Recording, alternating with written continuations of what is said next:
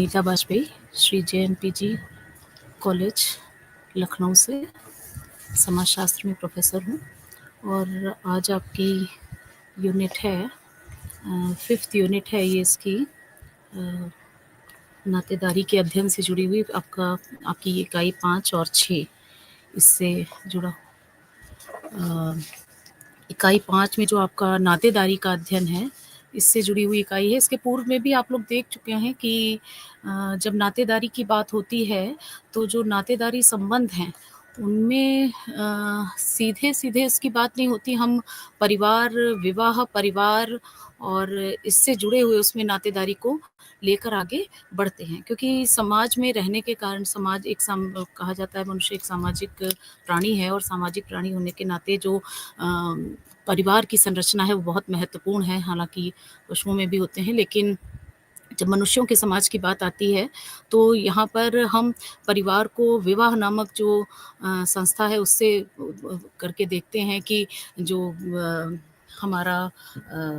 ये है कि विवाह जो 16 संस्कारों में विवाह एक ऐसा महत्वपूर्ण संस्कार है जो परिवार नामक संस्था के निर्माण में महत्वपूर्ण योगदान देता है। और इसी के बाद हम नातेदारी की बात करते हैं, नाते रिश्तेदारों की बात करते हैं। एक सामान्य शब्दावली में आप जिन चीज़ों की बात कर रहे होते हैं उसमें महत्वपूर्ण संबंधों के रूप में नातेदारी व्यवस्था को देखा जाता है। और इसका जो संगठनात्मक पक्ष है अगर उसको हम देखें तो किस तरह से जो वो है आपका नातेदारी के बारे में बहुत सारे जो हमारे मानव विज्ञान में इन चीज़ों को बताया गया है वो हमेशा इस बात पे बात होती है कि जो अलग-अलग प्रकार के जो संबंध हैं प्रत्येक समाज में एक ही प्रकार के संबंधों की बात यहाँ पर दिखाई नहीं देती है। तो जो नातेदारी व्यवस्था है उसको यदि हम देखें तो नाते रिश्तेदार के संबंध एक साधारण बोलचाल की भाषा में आप नाते रिश्तेदारों के जो शब्द को इस्तेमाल में लाते हैं उसमें मुख्य रूप से देखा जाता है कि जो नातेदारी है वो किसी भी समाज में सामाजिक संरचना के अंतर्वैयक्तिक संबंधों को समझने के लिए बहुत ज़रूरी होती है कि जो की जाने वाली जो व्यवस्था है वो नातेदारी व्यवस्था के रूप में दिखाई देती है। और नातेदारी व्यवस्था का जब हम शब्द का इस्तेमाल करते हैं तो आरंभ में तो ये बहुत सरल लगता है, लेकिन अगर देखा जाए तो इसके जो नियम हैं, जो इसके तरीके हैं, जो इसकी रीतियाँ हैं वो बहुत उसमें एक विशिष्ट व्यवस्था के रूप में दिखाई देती हैं।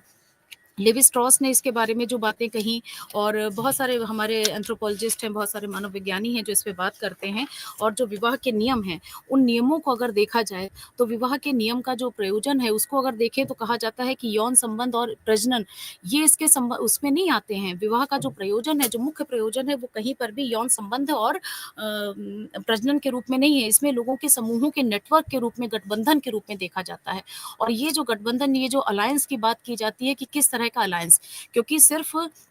अगर सेक्सुअल डिज़ायर्स को पूरा करने के लिए इसकी बात की जाए मैरिज की, तो वो यहाँ पर वो नहीं है। लोगों के समूहों के नेटवर्क के बीच जो गठबंधन है वो इसके माध्यम से मजबूत होता है। और गठबंधन कायम करने के बहुत सारे नियम हैं, बहुत सारे दिशा निर्देश होते हैं जो ये बताते हैं कि विवाह किससे किया जा सकता है और किससे नहीं किया जा सकता है। यानी कि विवाह के लिए किसे वरीयता दी जाएगी, किसका निषेध किया जाएगा। जो टैबूज़ हैं हमारे यहाँ कुछ निषेध चलते हैं वो किस तरह से होंगे। और इसको निषिद्ध निकटाविगमन और बहिर्विवाह जैसे ऐसे नियम हैं जो इसमें महत्वपूर्ण स्थान रखते हैं। इंसेस्ट टैबूज़ की बात होती है, एक्सोगैमी की बात होती है, ये महत्वपूर्ण इसमें माने जाते हैं कि विवाह के नियम हैं। अर्थात हम किनसे जो जब इंसेस्ट टैबू या जो आपका निषिद्ध निकटाविगमन है अगर इसकी बात करें तो कहा जाता है कि कुछ निश्चित सामाजिक श्रेणियों के बीच जो सहवास है उसको निषिद्ध किया जाता है। और इसको निषिद्ध करने वाला जो नियम है उसी को हम एक तरह से निषिद्ध निकटाभिगमन या इंसेस्ट टैबू के नाम से जानते हैं। कहा जाता है वेस्टर्न में जो पश्चिम है इसके अंतर्गत केवल माता-पिता, बच्चे और भाई-बहन जो हैं इनमें ये संबंध माना जाता है। लेकिन न्यू की अवधारणा है कि जो रूरल है उसमें इवांस प्रिचार्ड ने भी इसके बारे में कहा है कि जो कबीला है वो माता-पिता की पिछली 6 पीढ़ियों के परिजन जो हैं वो अपने वंश में अन्य पुरुष से विवाह करने वालों के बीच सहवास निषिद्ध है। मतलब उनमें सेक्सुअल रिलेशंस नहीं हो सकते। तो ये कौन-कौन से नियम हैं, किनके मध्य जो यौन क्रियाएँ हैं हो सकती हैं, किनके मध्य नहीं हो सकती, इनको निषिद्ध निकटाभिगमन के द्वारा बताया जाता है। इसी में लेवी स्ट्रॉस ने कहा जाता है, इस निषेध को सकारात्मक दृष्टि से देखा है, उन्होंने इसको पॉजिटिव उसमें लिया है और उन्होंने कहा है कि समूह के भीतर यौन संबंध पर रोक का जो नियम है, वो पुरुष को समूह के बाहर की स्त्रियों की तलाश के लिए उन्मुख करता है। एक तरह से उन्हें बताता है कि कहाँ से उन्हें इसके लिए स्त्रियाँ कहाँ से ले सकते हैं और कहाँ से नहीं ले सकते, इस तरह के नियम को इन्होंने इसमें स्पष्ट किया है। और साथ ही साथ इन्होंने कहा है, जो निषिद्ध निकटाभिगमन है उसका नियम जो है वो केवल विवाह के लिए या जो अन्य समूह से या जो पति या पत्नी की तलाश की स्थिति उत्पन्न करता है, या 2 से अधिक समूहों के बीच गठबंधन जो है उसको बताने की बात है कि कैसे 2 समूहों के बीच गठबंधन होगा या उनके बीच अलायंस होगा। क्योंकि विवाह जो है हमारे यहाँ 2 लोगों का संगम नहीं माना जाता। यहाँ पर 2 परिवारों, 2 जो रिश्तेदार, जो नातेदारी व्यवस्था जिसकी हम लोग बात कर रहे हैं कि किनशिप सिस्टम की बात कर रहे हैं, उनके मध्य संबंधों को भी विकसित करने का माध्यम माना जाता है। लेवी स्ट्रॉस जो हैं वो इसको सकारात्मक मानते हैं और इसके पीछे जो कारण है कि वैवाहिक नियमों और यौन संबंध के नियमों को एक दूसरे का पर्याय मानना इन्होंने माना है। इन्होंने कहा है कि कुछ समाजों में कुछ परिजनों के बीच यौन संबंध की अनुमति है, लेकिन उनके बीच विवाह जो संबंध है वो सख्त वर्जित हैं। तो ऐसी स्थिति में उन्होंने कहा है कि निषिद्ध निकटाभिगमन के अलावा जो बहिर्विवाह है उसका नियम भी जो है वो नियंत्रित करने में महत्वपूर्ण भूमिका निभाता है कि किस तरह से हम किन लोगों में जो यौन संबंध हैं वो स्थापित किए जाएँगे और किन में नहीं किए जाएँगे। ये इंसेस्ट टैबूज़ के माध्यम से स्पष्ट किया जाता है। सभ्य समाजों की भी यदि हम बात करें तो देखा जाता है कि माता-पिता के जो हैं बच्चों में और भाई-बहनों में इस तरह के संबंध या माता की तरफ से 5 पीढ़ी और पिता की तरफ से 7 पीढ़ी के संबंधियों में आपस में यौन संबंध स्थापित नहीं हो सकते। तो जो नातेदारी व्यवस्था है वो इन चीज़ों को नियंत्रित करने का कार्य भी करती है कि किस प्रकार से हम परिवार नामक संस्था, जो एक पवित्र संस्था के रूप में हमारे समाज में देखी जाती है, उन संस्थाओं में इन नियमों के, इन संबंधों को स्थापित करने के क्या नियम होंगे और साथ ही साथ अन्य लोगों का क्या उसमें महत्वपूर्ण भूमिका होगी। और दूसरा जो इसका नियम है, जो अगर हम देखें विवाह के नियमों को यदि हम देखें, तो जो दूसरा नियम है वो है बहिर्विवाह का नियम। बहिर्विवाह का जो नियम है वो किसी समूह विशेष के दायरे में विवाह के प्रतिबंध को बताता है। इसको एक्सोगैमी कहते हैं, मतलब हम किसमें विवाह कर सकते हैं, किसमें विवाह नहीं कर सकते हैं। तो किसमें विवाह नहीं कर सकते हैं, ये जो नियम है वो एक्सोगैमी या बहिर्विवाह के रूप में देखा जाता है कि हमें अपनी ही जाति के अंदर हम जो समगोत्री हैं उनमें विवाह नहीं कर सकते। गोत्र बहिर्विवाह का नियम है। सप्रवर, सपिंड बहिर्विवाह का जो नियम है, हालांकि कानूनन अब इसको मान्यता दे दी गई है। कानून के दायरे में अगर देखा जाए तो ये चीजें अब हटा दी। परंपरागत तरीका रहा है, उसमें माना जाता है कि समगोत्री जो हैं वो सहोदरज के रूप में हैं या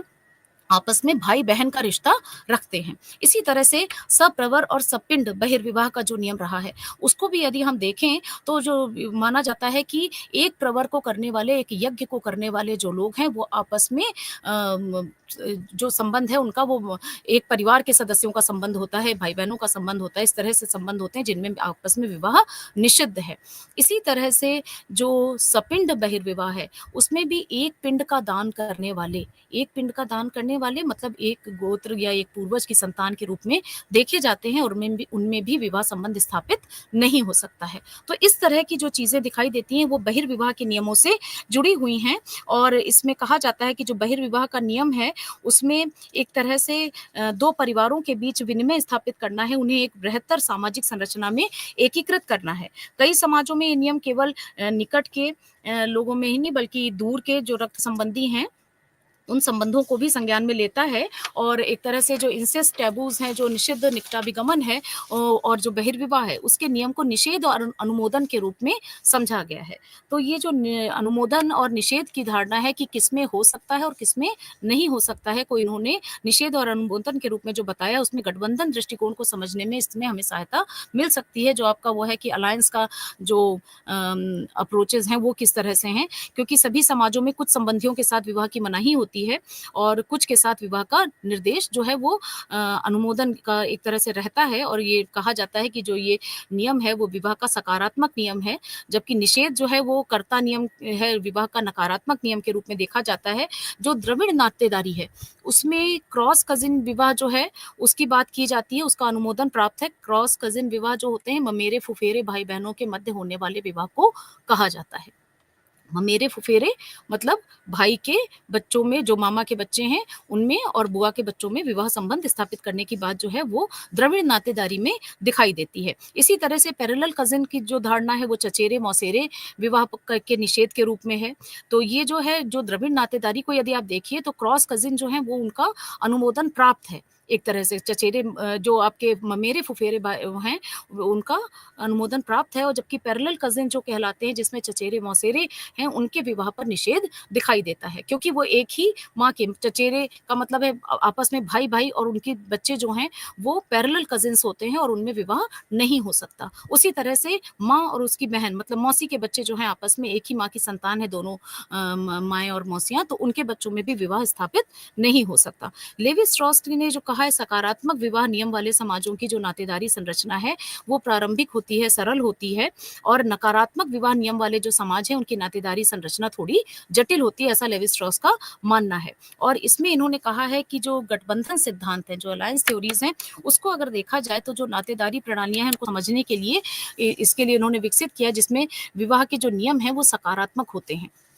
तो जब लेवी स्ट्रॉस की बात होती है तो इन्होंने भी कुछ चीज़ों को स्पष्ट करने की बात जो की, 2 तरह के कज़िन के बारे में बताया इन्होंने, पैरेलल कज़िन्स की बात की, क्रॉस कज़िन्स की बात की और साथ ही साथ इन्होंने प्राथमिक सरल संरचना की बात की। एक तरह से महिलाओं का जो विनिमय है इन्होंने स्पष्ट किया। जो लेवी स्ट्रॉस की बुक है the elementary structures of kinship, इसमें इन्होंने कहा है कि नातेदारी इकाई का जो आरंभिक और सरलतम चरित्र है, वो निषिद्ध निकटाभिगमन का नतीजा है, मतलब इंसेस्ट टैबूज़ का नतीजा है, जिसके माध्यम से नातेदारी का प्रारंभ दिखाई देता है और इसका कुछ और कोई अन्य उद्देश्य नहीं है। इनका मानना है कि महिलाओं का वितरण और विनिमय का अनुमोदन इसके माध्यम से किया जाता है। तो लेविस स्ट्रॉस जो है वो एक तरह से अगर आप देखिए तो कहते हैं कि वंशानुक्रम की तुलना में गठबंधन की महत्ता जो है वो प्राथमिक जगह ले लेती है और नातेदारी की जो कार्यप्रणाली है उसके केंद्र में और कुछ नहीं है बल्कि 2 या 2 से अधिक समूहों के बीच महिलाओं का विनिमय जो है, उसको जो विमेन एक्सचेंज है उसको लेकर इन्होंने कहा है कि कहाँ से हम ले सकते हैं विवाह के लिए, महिलाओं को प्राप्त कर सकते हैं और कहाँ से नहीं प्राप्त कर सकते हैं। इस बात को इन्होंने स्पष्ट किया और इसमें इन्होंने कहा है कि महिलाओं का विनिमय विवाह जो नियम है वो इस बात पर निर्भर करता है और इसी आधार पर लेविस स्ट्रॉस ने 2 अलग-अलग अपने संरचनात्मक मॉडल जो थे, इनके स्ट्रक्चरल मॉडल जो थे उसके बीच भी इन्होंने अंतर किया और इन्होंने कहा है कि जो प्राथमिक सरल संरचना है पहली, उसमें इन्होंने सकारात्मक विवाह नियमों का पालन करने वाले समाजों को बताया है, जो ये बताते हैं कि किससे विवाह किया जाना चाहिए। जो प्राथमिक और सरल संरचना है उसमें इन्होंने कहा है कि किससे विवाह किया जाना चाहिए। जो क्रॉस कज़िन हैं, वैवाहिक साथी, ये जो ऑस्ट्रेलियाई इन्होंने कहा है, जो ऑस्ट्रेलिया के मूल निवासी होते हैं, जो दक्षिण पूर्व एशिया के कुछ हिस्सों में रहने वाले हैं, जो साउथ इंडिया में हमारे रहने वाले हैं और जो सदर्न अमेरिका में रहने वाले मूल निवासी हैं, उनके बीच में ये इस तरह के विवाह संबंध पाए जाते हैं। इसी तरह से इन्होंने जटिल संरचना की बात की है, कुछ कॉम्प्लेक्स स्ट्रक्चर की बात की है, जिसमें इन्होंने नकारात्मक विवाह का नियम का जो पालन है, उसको इन्होंने स्पष्ट किया है कि निश्चित श्रेणी के सदस्य से विवाह पर प्रतिबंध लगाया जाता है, तो किससे विवाह नहीं हो सकता। इस तरह के उसको इन्होंने पैरेलल कज़िन्स के रूप में स्पष्ट किया है, जिसमें सहोदरज जो सिबलिंग्स होते हैं, वो आते हैं, जो एक ही माँ की संतान है, एक सहोदरज के रूप में, सिबलिंग के रूप में जिन्हें हम जानते हैं, अर्थात जो भाई-बहन के रूप में हैं, उनके माता-पिता के साथ इन सब के विवाह पर प्रतिबंध रहता है। और यूरोप में है, अफ्रीका में है, एस्किमो, इन सब लोगों में इस तरह के संबंध के उसमें पाया जाता है। इसके अलावा लेवी स्ट्रॉस जो है इन्होंने अपनी प्राथमिक संरचना पर बहुत अधिक ध्यान दिया और विवाह नियमों को एक ऐसी संस्था कहा है जो समाज को एक साथ बांधती है, क्योंकि जब अलायंस की बात होती है, जब गठबंधन की बात होती है, तो इसमें इन्होंने माना है कि विवाह नियम एक ऐसी संस्था के रूप में हम देख सकते हैं उसको, जो कि समाज को एक साथ बांधती हैं और ये एक तरह से प्राथमिक संरचनाओं के 2 तरीके से होता है, जिसको इन्होंने स्पष्ट किया है, सामान्यीकृत विनिमय और प्रतिबंधित विनिमय। इसके रूप में इन्होंने स्पष्ट किया है जो सामान्यीकृत विनिमय है, उसको अगर देखा जाए तो ये ऐसे समूहों के बीच विवाह को महत्ता देते हैं जो विवाहित जोड़े परिवार से बड़े होते हैं। इनमें 3 या 3 से अधिक समूहों को भी इन्होंने शामिल किया और महिलाओं के विनिमय की एक दिशा बताई कि एक दिशीय होता है एक तरह से, और इस सामान्यीकृत विनिमय जो है सिमेट्रिकल इन्होंने बताया है, और डिसहार्मोनिक दोनों तरीके से इन्होंने कहा है कि असमानता युक्त भी होता है और असमित भी इसको कहा जा सकता है, जो सामान्यीकृत विनिमय है, क्योंकि इसके वजह से पत्नी देने वाले और पत्नी लेने वाले समूह के बीच समानता नहीं होती है। जो पत्नी देने वाला समूह है वो और जो पत्नी लेने वाला समूह है, उन दोनों के बीच समानता दिखाई नहीं देती है, असमित और या असमानता युक्त इसको इन्होंने माना है। असमित या जो है इसके अगर उदाहरण देखें तो इन्होंने आसाम के पुरुम को स्पष्ट किया है कि पुरुम जो हैं वो श्रेणीगत वंश प्रणाली है, पुरुम लोगों में चलती है पुरुम में, और इसमें पत्नी देने वाला वंश पत्नी लेने वाले से पत्नी नहीं ले सकता। तो इसके लिए भी इन्होंने कहा है कि पत्नी देने वाला वंश, पत्नी लेने वाला वंश और अपना वंश, 3 रूप में जो इसको स्पष्ट किया है, इसमें इन्होंने कहा है अन्य वंश जिसके साथ विवाह नहीं हुआ हो, वहाँ से ले सकते हैं। आ, बा, सा के रूप में जो इसको स्पष्ट करने की बात है कि विवाह जो है माता के भाई की बेटी के साथ हो सकता है। माता के भाई की बेटी मतलब ममेरी जो बहन है उसके साथ विवाह हो सकता है। इसलिए महिलाएं एक दिशा में गतिशील होती हैं और समान वधु सेवाएं विपरीत दिशा में दिखाई देती हैं। तो ये जो नियम है इन्होंने एक तरह से सामान्यीकृत विनिमय की बात की है, जहां पर लड़की जो है जो लेने वाला जो पत्नी देने वाला वंश है और जो पत्नी लेने वाला वंश है उसमें समानता नहीं दिखाई देती, उनके बीच समानता नहीं होती है। इसी तरह से प्रतिबंधित विनिमय की बात कही है जो दूसरा, उसमें इन्होंने कहा है कि इस तरह के विनिमय में परिवार को छोड़कर जो 2 परिजन हैं वो समूह एक दूसरे के साथ वैवाहिक साथी का आदान प्रदान करते हैं। मतलब एक समूह के पुरुष दूसरे समूह की महिलाओं से विवाह करते हैं और जो दूसरे समूह के पुरुष हैं वो पहले पुरुष की महिलाओं से। इस तरह से इन्होंने कहा है कि दुनिया के सभी हिस्सों में इस तरह की चीजें पाई जाती हैं और खासकर जो ऑस्ट्रेलियाई समाज है वहां पर अगर देखा जाए तो इसका खासा चलन दिखाई देता है। और ये जो समूह है इनमें आबा सादा के रूप में इसको स्पष्ट करने की बात कही गई है कि आ बा को देगा, और इस तरह से जो स्पष्ट चीजें आपके उसमें हैं उसको आप समझ सकते हैं। और इसके बाद जो सिमेट्रिकल विनिमय है उसको अगर देखा जाए, ये तो सिमेट्रिकल था, इसमें सिमेट्रिकल जो है उसमें ऑस्ट्रेलिया के जो करीरा समाज है वो मातृवंशीय समाज है, मैट्रियार्कल सोसाइटी है वहां पर, और ये प्रतिबंधित विनिमय का पालन करता है। इसमें अगर देखें तो इसमें 4 खंडीय प्रणाली है जिसमें 2 खंड या उससे अधिक पीढ़ियों में इसको बांटा गया है, और ये 4 खंड जो हैं इसमें है करीमेरा, बुरुंग, पलियेरी और बनाका। ये जो 4 खंड हैं जो इसके करीरा समाज के हैं जो कि मैट्रियार्कल सोसाइटी है, इसमें इन्होंने कहा है दोनों आपस में पत्नियों का विनिमय करते हैं। और अगर करीमेरा और पलियेरी आपस में महिलाओं का विनिमय करते हैं तो इसी तरह इन्होंने कहा है बुरुंग और बनाका जो है वो भी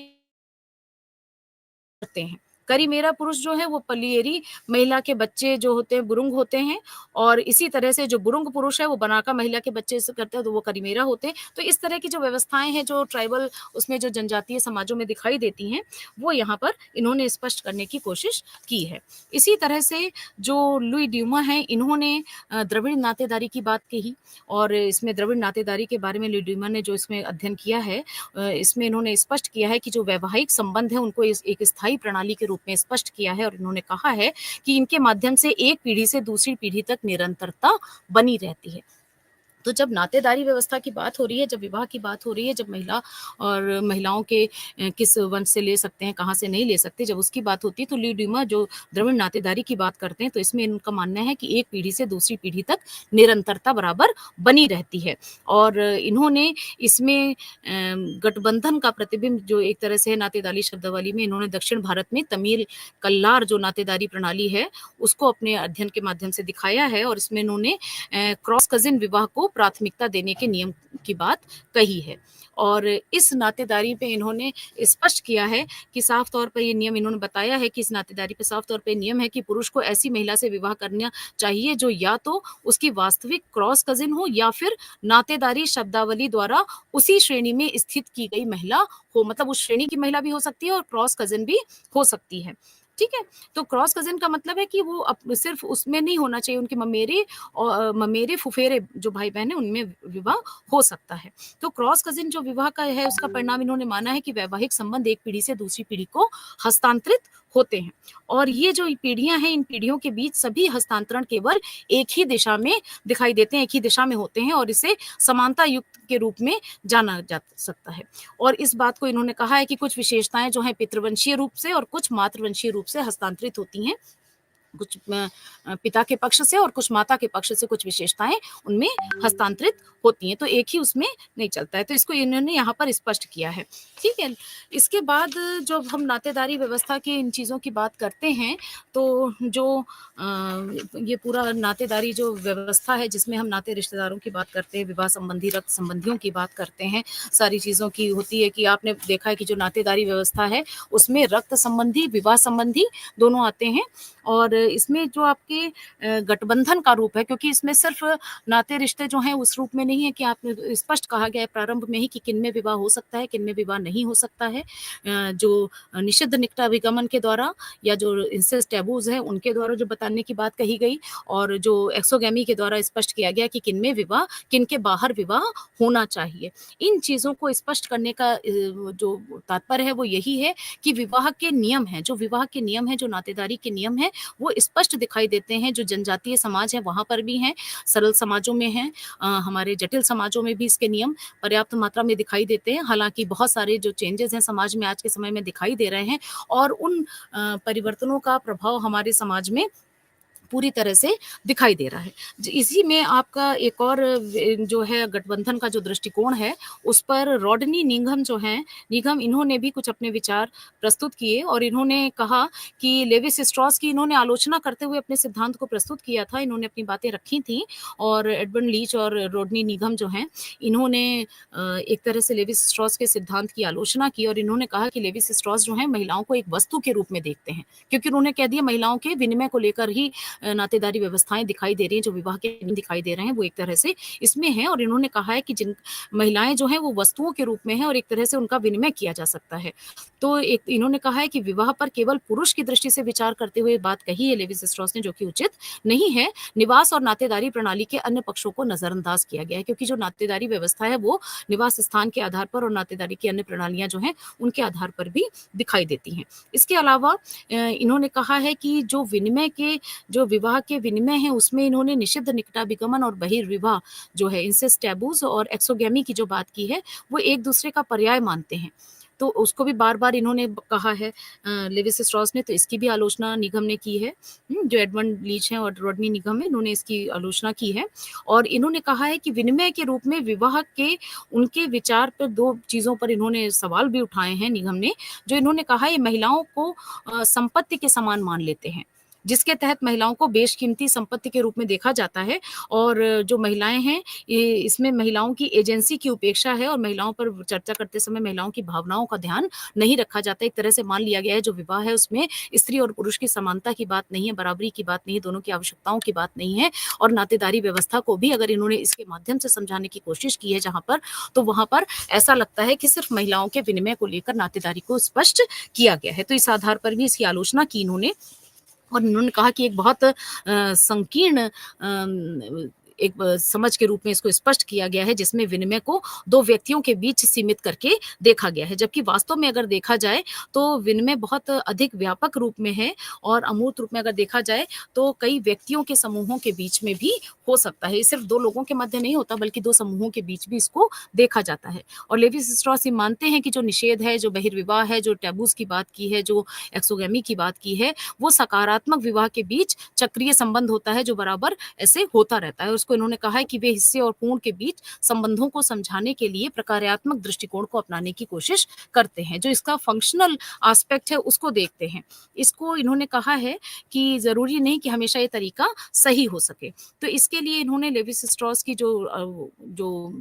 आलोचना की, उसके आधार पर कुछ सुझाव दिए। इन्होंने कहा कि लेविस स्ट्रॉस जो हैं, वो वरीयता के अनुसार विवाह के नियम को समान मानते हैं, जबकि निगम का मानना है कि उनके बीच स्पष्ट भेद है और लेविस स्ट्रॉस की इस आधार पर आलोचना करते हुए कि गठबंधन जो सिद्धांत है, वो केवल निर्देशों पर गौर करता है। इसमें कुछ रिश्तेदारों को निर्धारित करने और दूसरों को प्रतिबंधित करने वाले नियम का संयोजन शामिल है। तो इसको देखा जाए तो इनका जो निगम है और एक तरह से इन्होंने जो गठबंधन की अवधारणा धारणा थी उसका परिष्करण किया है, उसको थोड़ा-सा और परिमार्जित करके, थोड़ा संशोधित करके बताने की कोशिश की है और इन्होंने कहा है कि ये जो गठबंधन है, वो एम्पिरिकल यानी छोटे समूहों पर फ़ोकस करके समझने की कोशिश करते हैं निगम। और लेविस स्ट्रॉट की जो गठबंधन की धारणा है, वो चक्रीय है, जबकि निगम का सुझाव है कि गठबंधन द्वैतवादी है, ड्यूलिस्टिक है, तो एक तरह से इन दोनों में काफ़ी अंतर दिखाई देता है। और निगम का मानना है कि ज़रूरी नहीं है कि जो पत्नी देने वाले हैं, जो पत्नी लेने वाले हैं, उनके बीच विपरीतता या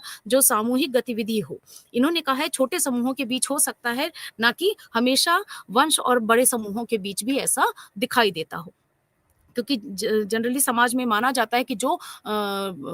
दे रहे हैं जो विवाह में देने के जो संबंध जो रखते हैं, जो पत्नी देने वाले हैं, उनका स्थान नीचा माना जा रहा है, जो लेने वाले हैं, उनका स्थान ऊँचा माना जा रहा है। तो निगम का मानना है कि विवाह की प्रकृति जो है वो प्रतीकात्मक होती है और इसका संबंध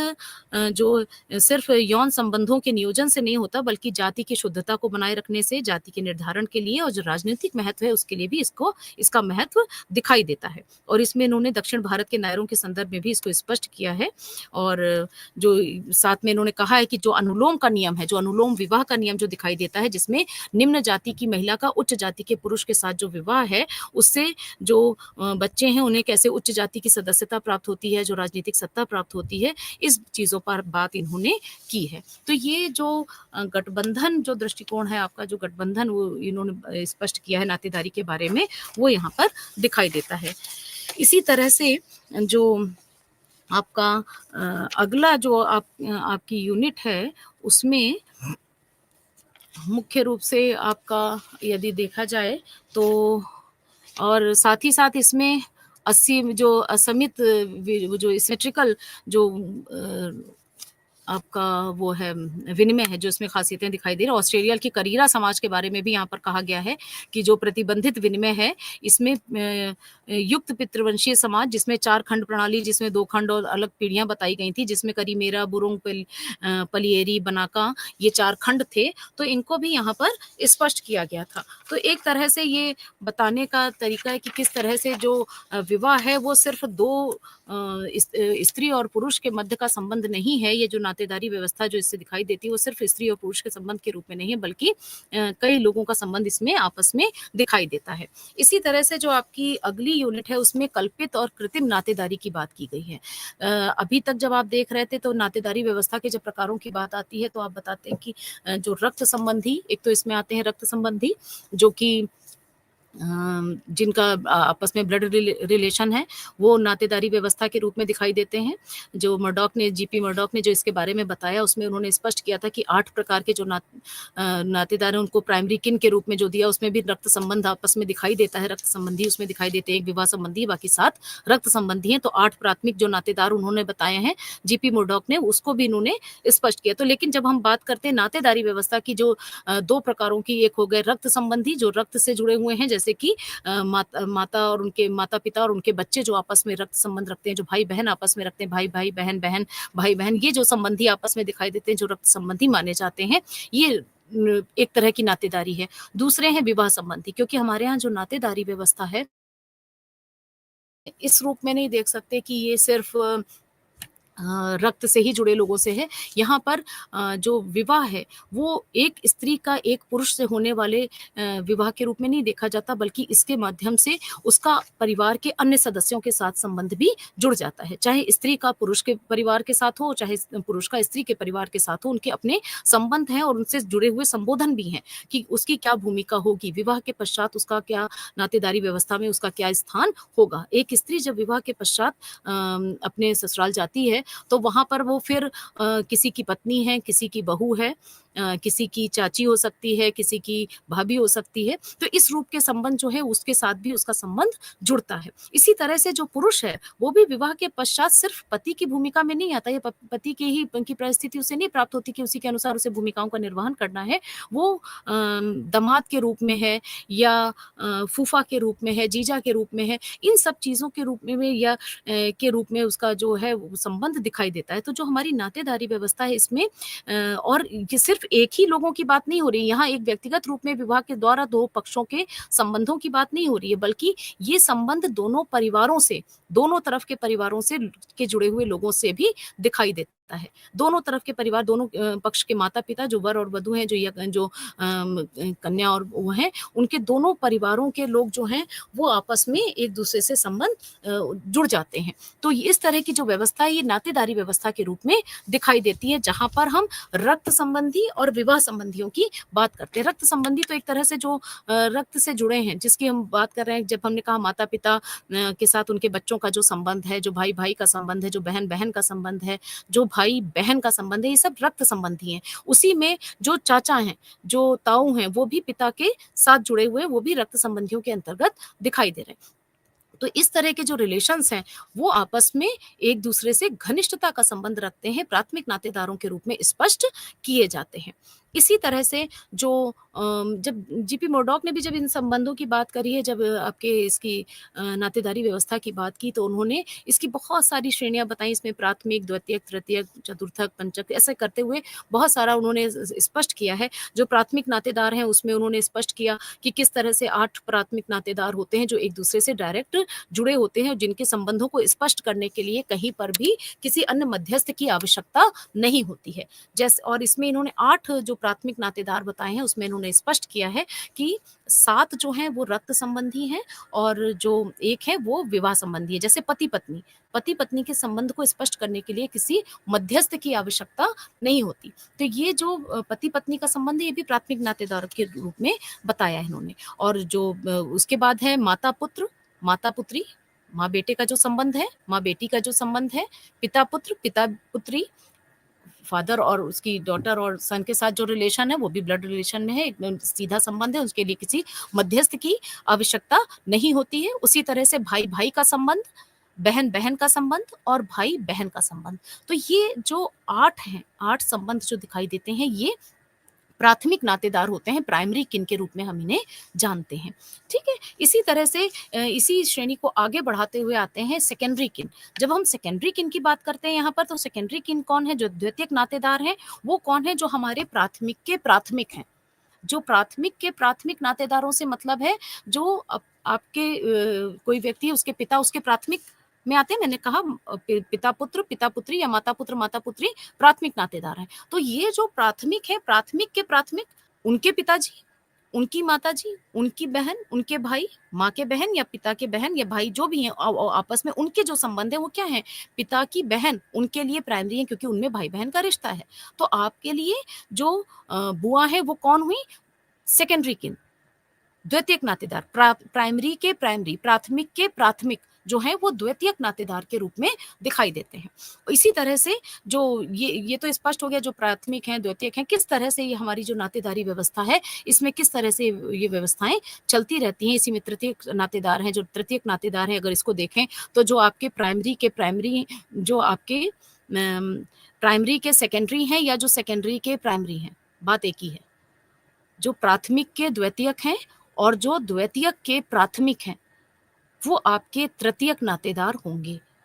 ठीक है? टर्शियरी जो किनशिप की बात की गई, किन की बात की गई है, उसमें एक तरह से जो आपके सेकेंडरी के प्राइमरी, इसका क्या मतलब हुआ? आपकी सेकेंडरी कौन थी?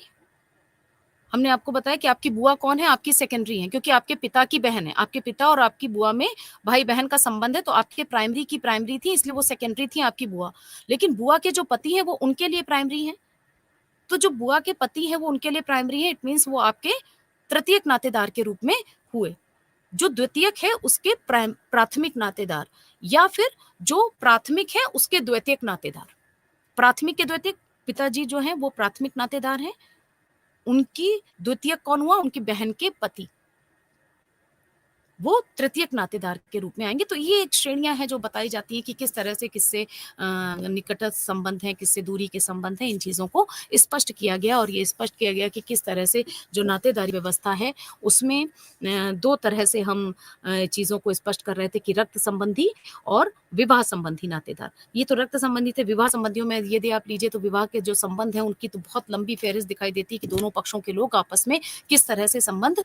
दिखाई देते हैं कि जीजा के हैं, साढ़ू के हैं, साले के हैं, ये सारे जो संबंध विवाह से जुड़े हुए संबंध जो नातेदारी व्यवस्था में जो भी संबंध विवाहोपरांत जुड़ते हैं, वो सब विवाह संबंधी नातेदारी के अंतर्गत दिखाई देते हैं। विवाह संबंधी नातेदारों के उसमें दिखाई देते हैं और उसमें दोनों पक्षों के बहुत दूर तक के संबंधियों का वो है। सीधे-सीधे आप जिन्हें जानते हैं सिर्फ़ उन्हीं की ज़रूरत नहीं है। जो किसी के भाई हैं, भाई के जो ससुराल है, उनके उनके परिवार है, उससे उनके मतलब बहुत दूर-दूर तक आप जाकर इन संबंधों को समझने की कोशिश कर सकते हैं। वो सब नातेदारी व्यवस्था है जो वैवाहिक नातेदारों के रूप में जाने जाते हैं। अब एक तीसरा प्रकार और आता है जो कि है कल्पित या कृत्रिम नातेदारी व्यवस्था। कल्पित एज्यूम्ड किनशिप आप कह सकते हैं या जो आर्टिफिशियल किनशिप के रूप में आप इसको कह सकते हैं। तो जो कल्पित या कृत्रिम जो नातेदारी व्यवस्था है, वो एक स्वरूप है जो नातेदारी के रूप में दिखाई देता है, जो रक्त संबंधी और विवाह संबंधी से अतिरिक्त ये नातेदारी व्यवस्था दिखाई देती है। अगर हम इसको समाज विज्ञान में या मानव विज्ञान में जो एंथ्रोपोलॉजी उसमें देखें, एक सामान्य अवधारणा के रूप में है, जिसमें अक्सर कहा जाता है कि जो सामाजिक और आभासी या जो छद्म नातेदारी है, इसके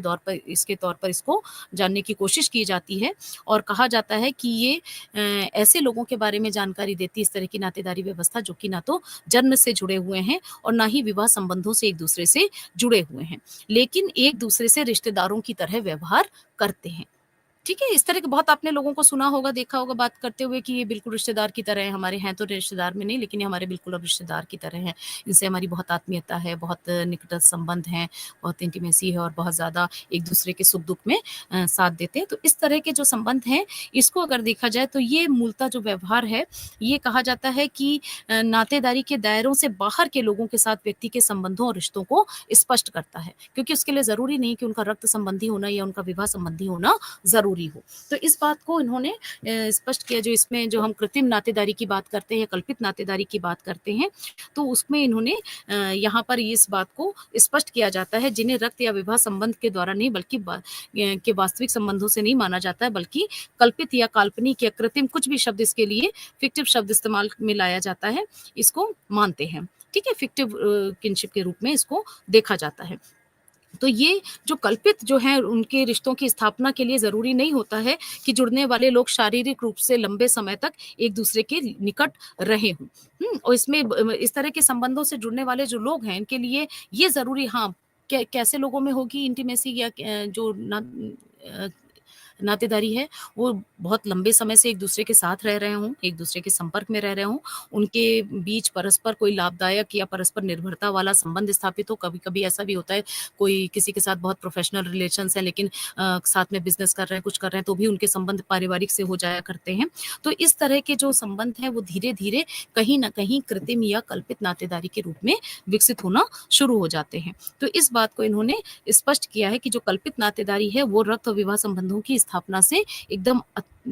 परे कुछ ऐसी चीज़ है जो जुड़ाव की नकल प्रतीत हो, और इसमें इन्होंने स्पष्ट किया है कि जो कल्पित परिजन हैं, जो रिश्तेदारों को भी परिवार के सदस्यों की तरह ही कुछ अधिकार और कुछ पारिवारिक स्तर प्रदान किया जाता है और उनसे अपेक्षा की जाती है कि वे विस्तारित परिवार में अपने दायित्वों का निर्वहन करेंगे। ठीक है, इसमें कहा जाता है संबंध वैसे तो स्वैच्छिक होते हैं, लेकिन इसमें भी दायित्वों और कर्तव्यों की एक पूरी व्यवस्था निश्चित होती है। जैसे नातेदारी व्यवस्था में प्रत्येक व्यक्ति के अपनी परिस्थितियाँ, उसके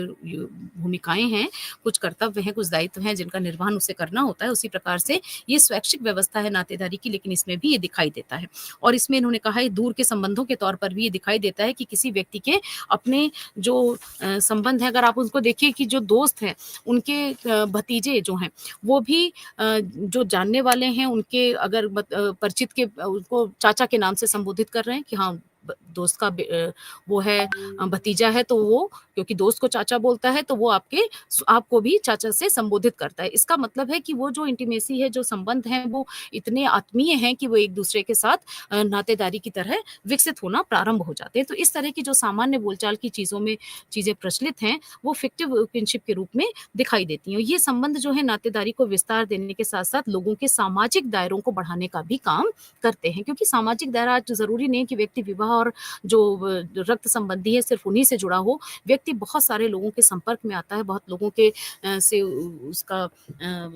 वास्ता पड़ता है। तो ऐसी स्थिति में कुछ लोग ऐसे हैं जो उसके जीवन में बहुत महत्वपूर्ण हो जाते हैं और ऐसे लोगों से वो अपनी नातेदारी को एक तरह से रिश्ते नाते के रूप में महसूस करने लगता है। अब इसमें क्या अंतर है अगर इसमें देखा जाए, तो जो कल्पित नातेदारी है, जो वास्तविक नातेदारी जिसकी बात की जा रही है, उसमें देखें तो जो शुद्ध नातेदारी है उसमें रक्त संबंध और विवाह से उसको परिभाषित किया जाता है कि या तो रक्त संबंधी आएंगे या विवाह संबंधी आएंगे, जबकि जो कल्पित नातेदारी की बात होती है तो इसमें साझाकरण और संबंधों के तथ्यों के आधार पर इसको परिभाषित किया जाता है। हाँ, कि किस तरह से के संबंध है, हमारी इंटीमेसी किस तरह की है, हमारी आवश्यकताएं एक दूसरे से किस प्रकार से पूरी हो रही हैं और एक दूसरे को किस तरह से सामाजिक तौर से हम आपस में रिश्तेदार के रूप में मानते हैं। और इस संबंध से इस लिहाज से कहा जाता है कि ये जो आपकी जो शुद्ध नातेदारी है वो स्वैच्छिक नहीं होती है, वो आपको जन्म से मिल गई है, हाँ, रक्त संबंधियों के रूप में, या जो इनका जो है जन्म के द्वारा रक्त संबंध से होता है, या इसके अलावा विवाह संबंधित जो पारिवारिक जो पारंपरिक नियम दिखाई देते हैं उनसे जुड़कर लोग संबंधी बनते हैं। जबकि ये जो कल्पित नातेदारी है इसको यदि हम देखें तो ये संबंध स्वैच्छिक होते हैं और अक्सर व्यक्ति के दैनिक सामाजिक जीवन के आधार पर बनते हैं। रोजमर्रा की जिंदगी में वो जिन लोगों के साथ रहते हैं, जिस तरह से महसूस करते हैं एक दूसरे के लिए सामाजिक तौर पर, उसके आधार पर ये संबंध विकसित होते हैं। इसी तरह से ये जो सभी सभ्यताएं, जो हम जब इनकी बात करते हैं, शुद्ध नातेदारी व्यवस्था की बात करते हैं, तो ये एक तरह से सभी सभ्यताओं में, सामाजिक व्यवस्थाओं में सार्वभौमिकता और एक रूपता को स्पष्ट करती हैं, अर्थात एक सार्वभौमिक संस्था के रूप में दिखाई देती है शुद्ध नातेदारी व्यवस्था, जो भी सभी समाजों में पाई जाती है, चाहे रक्त संबंध के आधार पर, चाहे विवाह संबंध के आधार पर, सभी समाजों में ये व्यवस्था दिखाई देती है। जबकि जो कल्पित नातेदारी है वो सांस्कृतिक विशेषताओं की प्रासंगिकताओं को स्पष्ट करती है। हमारी जैसी संस्कृति होगी उसके अनुसार हम एक दूसरे से व्यवहार करते हुए एक दूसरे से अपनापन महसूस करते हैं। इसी तरह से जो इन संबंधों में दायित्वों का निर्धारण है वो रक्त संबंधों और विवाह के जरिए किया जाता है, जो शुद्ध नातेदारी है, और जो दायित्व हैं वो स्पष्ट हैं और आसानी से जाने समझे जा सकते हैं कि किसका क्या दायित्व है, किसका क्या पद है, किसका क्या स्थान है और उसके अनुसार उसे किन भूमिकाओं का निर्वहन करना है। जबकि जो कल्पित नातेदारी है उसमें संबंधों में दायित्वों और भूमिकाओं के निर्धारण में को परिभाषित करने में अस्पष्टता होती है। कहीं पर तो वो सब कुछ करने की स्थिति दिखाई दे रही है, कहीं पर नहीं भी दिखाई दे रही, उसे कुछ क्लियर नहीं होता कि हमें क्या करना है क्या नहीं। इसी तरह से जो शुद्ध नातेदारी व्यवस्था है उसमें संबंध स्थायी होते हैं और कहा जाता है कि मरने के पश्चात भी ये संबंध या इनका अस्तित्व बना रहता है। जबकि जो कल्पित नातेदारी व्यवस्था है उसको अगर देखें तो संबंध अस्थायी होते हैं और व्यक्ति के जीवन काल में ये परिवर्तित होते रहते हैं। कई बार इनका अस्तित्व समाप्त भी हो सकता है। कभी-कभी ऐसा होता है कि कुछ लोग कुछ समय के लिए किसी के साथ इतनी ज़्यादा प्रगाढ़ता बढ़ जाती है, इतना एक-दूसरे के साथ उतना बैठना हो जाता है कि वो रिश्तेदारों की तरह लोगों को लगने लगते हैं, नातेदारों की तरह लगने लगते हैं और ऐसा महसूस होने लगता है कि परिवार के सदस्य हैं। बिल्कुल परिवार की तरह हैं और परिवार की तरह उनको महत्व भी विशेष अवसरों पर प्रदान किया जाने लगता है। लेकिन ज़रूरी नहीं है कि वो संबंध हमेशा बने रहेंगे उसी तरह से। उसमें भी अंतर आ सकता है, इसीलिए कहा जा रहा है कि इस तरह के जो संबंध हैं वो दायित्वों जो इस तरह के जो संबंध हैं वो अस्थायी होते हैं और व्यक्ति के जीवन काल में भी परिवर्तित होते रहते हैं। कभी-कभी किसी विशेष समय में कोई किसी का कोई करीबी हो गया, कुछ समय के पश्चात परिस्थितियाँ बदली, लोगों की स्थितियाँ बदलती हैं, मनोदशा बदलती है, सामाजिक जो आपका तरीका है वो थोड़ा-सा बदलने लग जाता है कहीं-कहीं पर और लोगों से दूसरे लोगों से जुड़ाव महसूस होने लगता है, तो ऐसी स्थिति में उनका अस्तित्व उसी समय समाप्त भी होना शुरू हो जाता है। इसी तरह से जो शुद्ध नातेदारी व्यवस्था है उसमें यदि देखा जाए तो रक्त संबंध और विवाह एक से कई रिश्तों का निर्माण होता है। जैसे विवाह जो है वो सिर्फ़ पति-पत्नी के बीच ही रिश्ता स्थापित नहीं करता है, बल्कि उन दोनों के रिश्तेदारों, परिजनों को भी एक संबंधों के दायरे में लाता है। और ये संबंध जो है व्यक्ति तक ही सीमित नहीं होते हैं, बल्कि उनके परिवार के अन्य सदस्यों तक जो हैं, इसमें अगर हम देखें कल्पित नातेदारी की बात करें तो ये जो संबंध है वो सीमित होते हैं और परिवार के अन्य सदस्यों तक नहीं पहुँचते हैं। इसको आप ऐसे समझ सकते हैं जैसे कोई व्यक्ति किसी को मान रहा है कि कोई व्यक्ति किसी महिला को अगर अपनी बहन मान रहा है, तो ज़रूरी नहीं कि उसके परिवार में उसको वही दर्जा दिया जाएगा। पुत्री का दर्जा उसको उसके परिवार में प्राप्त हो जाएगा। ऐसा नहीं है कि उसकी माँ या उसके पिताजी भी कहने लगे, हाँ, ये मेरी वो बेटी के समान इसको समस्त अधिकार प्राप्त होंगे। हाँ, उस व्यक्ति की निगाह में ऐसा है कि हाँ, मैं इसको बहन के समान मानता हूँ और बहन के समान इसको पूरा महत्व प्रदान करता हूँ। तो इस तरह की जो चीज़ें हैं, इसमें परिवार के अन्य सदस्यों का इसमें शामिल होना ज़रूरी नहीं है। इसकी पहुँच परिवार के अन्य सदस्यों तक होना बिल्कुल भी नहीं है। जबकि जो रक्त संबंधी और जो विवाह संबंधी हैं, यदि उनको हम देखें, तो उनको हम मानते हैं कि वो परिवार के अन्य सदस्यों से भी उनका जुड़ना ज़रूरी हो जाता है। ठीक है? अब इनके जो कल्पित या जो कृत्रिम रिश्तेदार हैं, जो फ़िक्टिव रिलेशंस हैं आपके, जो कृत्रिम रिश्तेदार हैं, उनके संबंधों को अगर देखा जाए, तो जो एंथ्रोपोलॉजी में, अगर मानव विज्ञान में देखें, तो स्पष्ट होता है, इसको समझने के लिए रिलेटेडनेस शब्द का इस्तेमाल किया गया है, संबद्धता शब्द का इस्तेमाल किया गया है। जेनेट कास्टन जो है, इन्होंने कल्चर ऑफ रिलेटेडनेस जो है इसमें पहली बार इस शब्द का प्रयोग किया और कहा कि नातेदारी का सिर्फ जैविक और प्रजनन के इसको जो है सिर्फ नातेदारी को सिर्फ जैविक और प्रजनन के माध्यम से ही नहीं समझा जा सकता, बल्कि नातेदारी इस लिहाज से अधिक सामाजिक शब्द है कि इसकी स्थापना संबद्धता के जरिए भी की जा सकती है। एक दूसरे से एसोसिएट करके इसको किया जा सकता है, संबद्धता के जरिए भी की जा सकती है। तो इस तरह से इन्होंने स्पष्ट किया है कि किस तरह से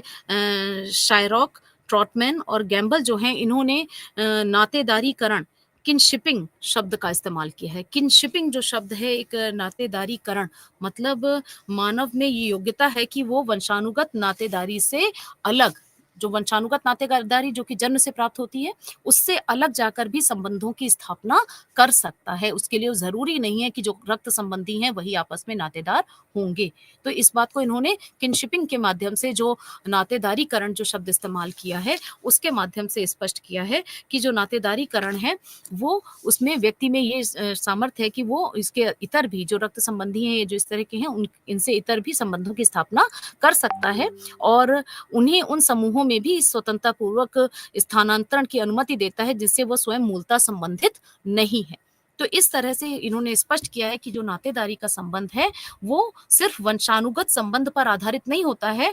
और ना ही आमने-सामने के अनुभवों के जरिए इसकी स्थापना होती है। इन्होंने कहा है कि मानव की उस सामाजिक योग्यता को भी प्रदर्शित करता है, मतलब मनुष्य संबंध बनाने की योग्य है और उसकी जो सामाजिक योग्यता है, वो उसमें इतनी है कि उसे रक्त और विवाह संबंधों से इतर भी संबंधों की स्थापना करने में सक्षम बनाती है। व्यक्ति इसके अतिरिक्त भी कल्पित या कृत्रिम नातेदारी को बना सकता है और ये एक ऐसी प्रक्रिया है जिसके जरिए लोग ये निर्णय कर पाते हैं कि कौन उनका पारिवारिक सदस्य होगा और कौन पारिवारिक सदस्य नहीं होगा, अर्थात अपरिचित होगा। तो इस तरह से भी उन्होंने इस बात को स्पष्ट किया है। और इसके जो प्रकार हैं कि किस तरह से हैं, कल्पित जो कृत्रिम संबंध हैं, उनके प्रकारों की अगर बात करें, तो कल्पित जो नातेदारी है, उसके स्वरूप को अगर लें, तो अलग-अलग संस्कृतियों में इसको अलग-अलग देखा गया है और बहुत सारा विभिन्न तरह के रिश्तों को कल्पित कहा जा सकता है। कल्पित नातेदारी का जो वर्गीकरण दिखाई देता है, उसमें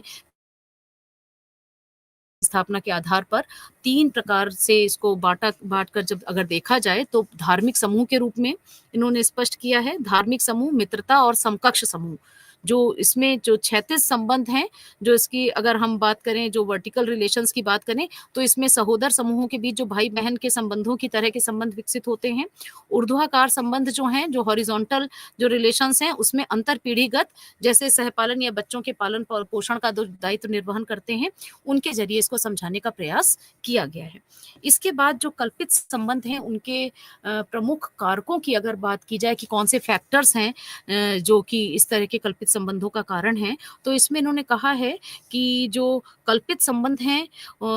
अवास्तविक जुड़ाव जो है, वो कल्पित संबंध के रूप में परिवर्तित नहीं होता, बल्कि और ना ही हर व्यक्ति समान रूप से दूसरों को अपने परिवार के सदस्यों की तरह या घनिष्ठ मानता है। जो संबंध है, वो समय और परिस्थितियों के हिसाब से निर्धारित होते हैं। इसीलिए कहा गया कि इसमें परिवर्तन भी आता है। समय के साथ ये बदल भी सकते हैं। तो संबंध समय और परिस्थितियों के हिसाब से निर्धारित होते हैं और इनके पीछे बहुत सारे फैक्टर्स बताए गए हैं, जैसे घनिष्ठता। किसी व्यक्ति से कुछ लोगों से कितनी घनिष्ठता है, जिसके आधार पर हम उन्हें अपना नातेदार या अपने रिश्तेदारों की श्रेणी में शामिल करते हैं। या फिर जो सहयोग और समर्थन, हम एक दूसरे को कितना कोऑपरेट कर रहे हैं, एक दूसरे का कितना समर्थन करते हैं। किन्हीं भी विशेष चीज़ों में हम उनका कितना समर्थन कर रहे हैं, कितना सहयोग कर रहे हैं, ये भी महत्वपूर्ण माना जाता है। इसी तरह से जो नियमित संपर्क है, अगर हम बराबर कॉन्टैक्ट में रहते हैं, निरंतर संपर्क में रहते हैं, तब ये कल्पित संबंध जो हैं वो एक तरह से बढ़ते हैं या इनको बढ़ने में मदद मिलती है। लेकिन अगर किसी के टच में खत्म दूर हो गए, टच में नहीं है बहुत लंबे समय से, तो ऐसे संबंध जो हैं वो धीरे-धीरे कम होना शुरू हो जाते हैं। तो जो कल्पित संबंध हैं, उनके जो फैक्टर्स हैं, उनको कल्पित संबंधों के जो फैक्टर्स हैं, उसमें घनिष्ठता को, सहयोग को, समर्थन को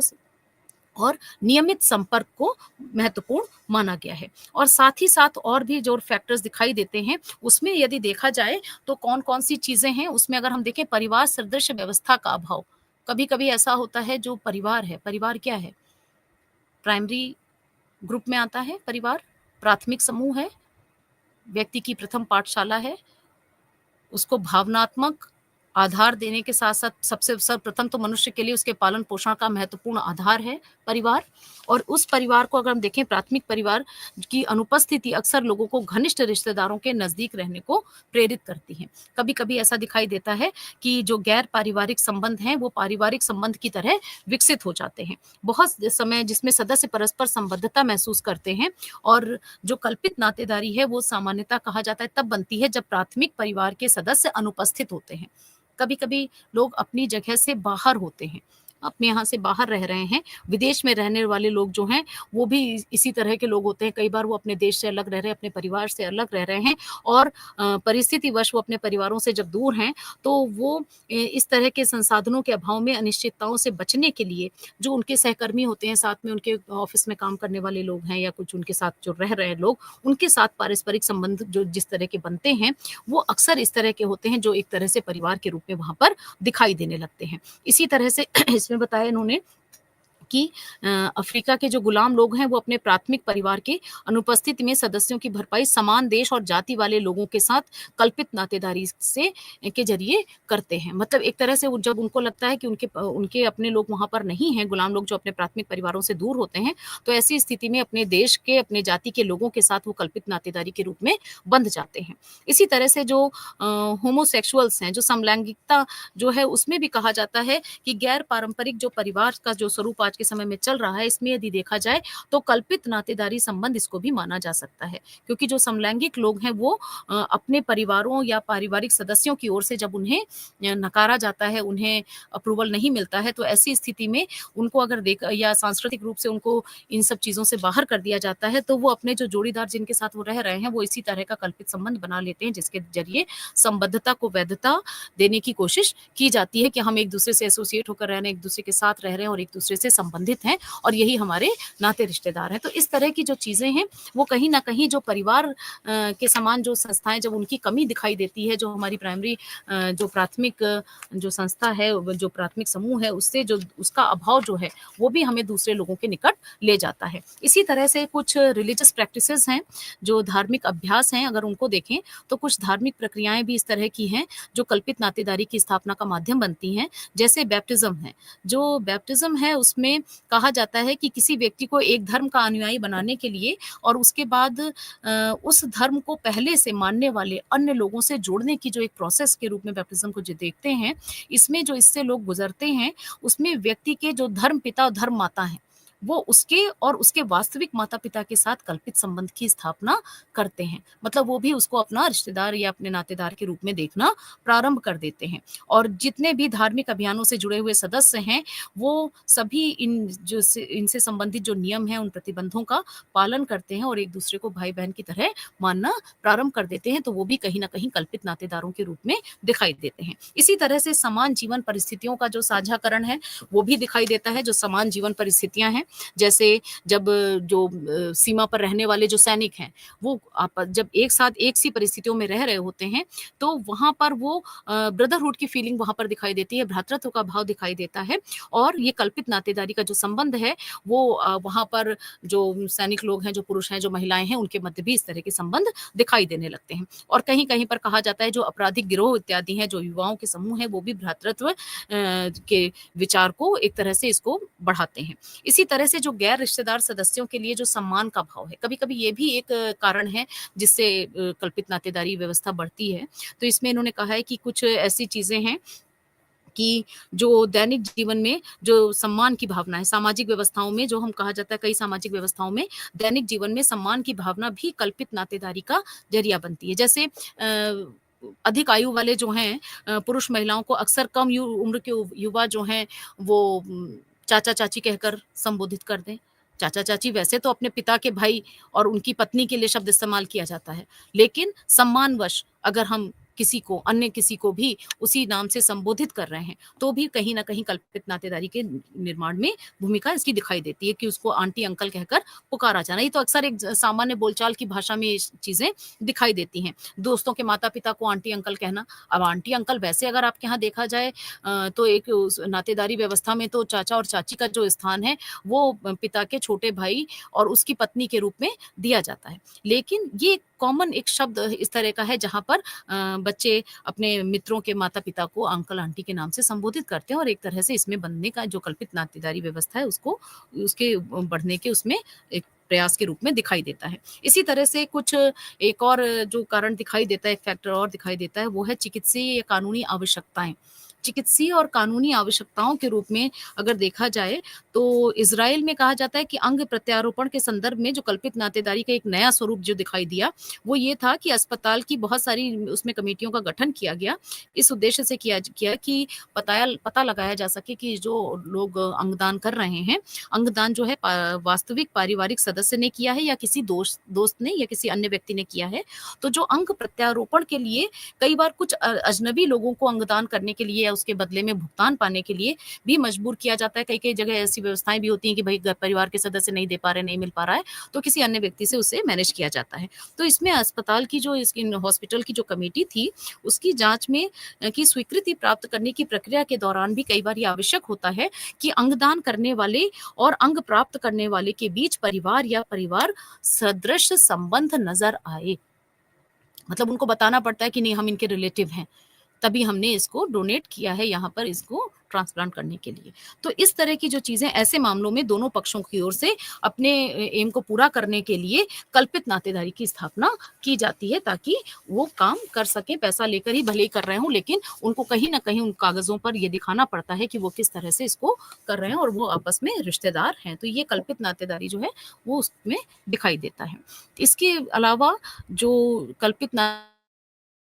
व्यक्तियाँ हैं, किस रूप में ये दिखाई देता है? तो सबसे जो महत्वपूर्ण है इसमें है आत्मीय अनुष्ठान के रूप में है, मित्री या मैत्री के रूप में है, नातेदारी की पहचान के लिए जो इसमें मित्री या मैत्री जिसका अर्थ होता है मित्री कल्पित नातेदारी का एक स्वरूप है जिसका अर्थ होता है मित्रता या दोस्ती और ये एक ऐसा संबंध होता है जिसमें पुरुष मित्र और जो महिला है वो मितमी ये कही जाती है। नेपाल के जो हिंदू समाज और जो नेपाल के पारंपरिक समूहों में प्रचलित ये परंपरा इन सामाजिक व्यवस्थाओं के लोगों के बीच कल्पित या रीति आधारित नातेदारी जो है इसके रूप में दिखाई देती है। इसी तरह से कॉम्पेंड्रेज़्गो जो है वो मेक्सिको में है, मध्य मेक्सिको में कल्पित नातेदारी का प्रचलित स्वरूप है और इसका अर्थ होता है सह अभिभावकत्व या सह पितृत्व, को-पेरेंटहुड इसको जो कहते हैं को-पेरेंटहुड है मतलब किसी बच्चे उसके वास्तविक माता-पिता या उसके धर्म माता-पिता के संबंधों को स्पष्ट करने के लिए इसको इस्तेमाल में लाया जाता है। जो बैप्टिज़्म में जो हमने बात बताई थी कि किस तरह से उसके धर्म माता-पिता और उसके वास्तविक माता-पिता के मध्य जो संबंध होता है वो इसी प्रकार का दिखाई देता है। इसी तरह से गुरुंग समाज की जो रोड़ी परंपरा है उसमें भी कहा गया है किशोर जो है कल्पित नातेदारी का निर्माण करने के साथ-साथ रोड़ी सदस्य बनते हैं और सामाजिक सामुदायिक कार्यों में अपनी भूमिकाओं का निर्वहन करते हैं। तो इस तरह से यहाँ पर इन्होंने अमेरिकी समुदायों में सखी समुदाय को इन्होंने बताया है जो एक दूसरे की सामाजिक उद्देश्यों की पूर्ति और आवश्यकता को पूरा करने के लिए मदद करते हैं। इसी तरह से जो इसकी शक्तियाँ हैं इसको अगर देखें तो सामाजिक तंत्र की स्थापना करने में, सामुदायिक सशक्तिकरण करने में बहुत महत्वपूर्ण माना जाता है। परिचय या पते के तौर पर इसको इस्तेमाल किया जाता है। कभी-कभी कल्पित नातेदारी कई बार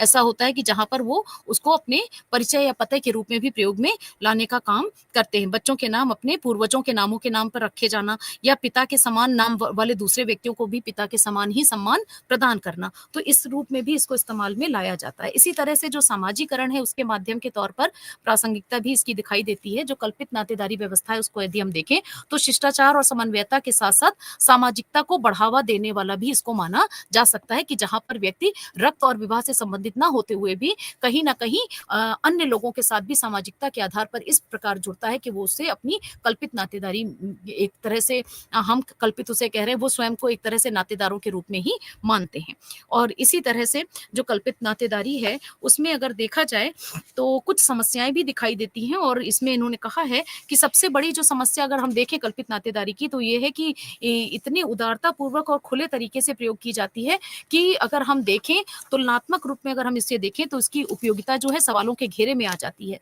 क्योंकि सभी जो कल्पित रिश्तेदारियाँ हैं, उनको अपने शब्दों में परिभाषित किया जाता है। हर व्यक्ति इसकी व्याख्या अपने तरीके से करता है, अपने तरीके से बताता है, और ये परिवर्तनीय होते हैं। इसके चलते इनमें स्थायित्व का अभाव देखा जाता है, क्योंकि हमने आपको बताया कुछ समय तक किसी के को का कोई करीबी स्वयं को मान रहा है, तो उसके साथ वो संबंध उसका जुड़ा हुआ है, वो एकदम नाते रिश्तेदारों की तरह आत्मीयता रखता है, और ज़रूरी नहीं कि ये संबंध बने रहेंगे, कुछ समय के पश्चात वो संबंध समाप्त भी हो सकते हैं, अर्थात स्थायित्व का अभाव इसमें देखा जाता है। साथ ही साथ जो कल्पित रिश्तेदार है, उसमें कई बार पूरक या प्रतिस्थानिक रिश्तेदार नहीं होते, बल्कि इसके ज़रिए परिचय जो है उसको वैधता प्रदान करने का प्रयास किया जाता है। कई बार इन्होंने इस तरह की भी समस्या देखी है और कहा है कि जो कल्पित नातेदारी है, वो एक ऐसा शब्द है, जिसका उपयोग अक्सर ऐसे भ्रामक संबंधों को स्पष्ट करने में किया जाता है, जो पारंपरिक नातेदारी व्यवस्था का अनुसरण नहीं करते हैं। कहीं न कहीं उसको गलत तरीके से भी उसको कह देना कि हाँ, ये मेरे रिश्तेदार हैं, या ये मेरी बहन है, या ये मेरा भाई है। इस तरह के शब्दों को के माध्यम से अपने संबंधों को स्पष्ट करने की बात करना, जबकि वास्तविकता वो नहीं होती। तो ये भी एक समस्या के रूप में यहाँ पर इसको देखा जाता है। तो ये जो कल्पित नातेदारी है, एक तरह से रक्त संबंधी और विवाह संबंधी नातेदारी के अतिरिक्त जो चीज़ें दिखाई दे रही हैं, वो कल्पित नातेदारी व्यवस्था के रूप में है, जो आज की व्यवस्था में अगर आप देखिए, वर्तमान संदर्भ में इसको देखिए, तो ये कहीं न कहीं ये आज के समय में कल्पित नातेदारी अत्यंत महत्वपूर्ण होती जा रही है, क्योंकि रक्त संबंधी, विवाह संबंधी तो हमेशा से थे, लेकिन चूँकि अब व्यक्ति परिवार से, समाज से दूर, अपने परिवारों से भी दूर रह रहा है, तो वहाँ पर भी कहीं न कहीं अपनी सामाजिकता के चलते, अपनी आत्मीयता के चलते वो नए रिश्तों को बना रहा है, नए नातों को बना रहा है, और उनको निभाने की कोशिश कर रहा है, और उससे कहीं न कहीं अपनी भावनात्मक आवश्यकताओं को भी पूरा कर रहा है। ठीक है? तो इस तरह से ये आपकी जो 5th और 6th यूनिट थी, ये आपकी हो गई है, जो नातेदारी से जुड़ी हुई है। और मेरे ख़्याल से इसमें इतना ही काफ़ी है, बहुत सारी चीज़ें देखते हुए। अच्छा, नमस्कार।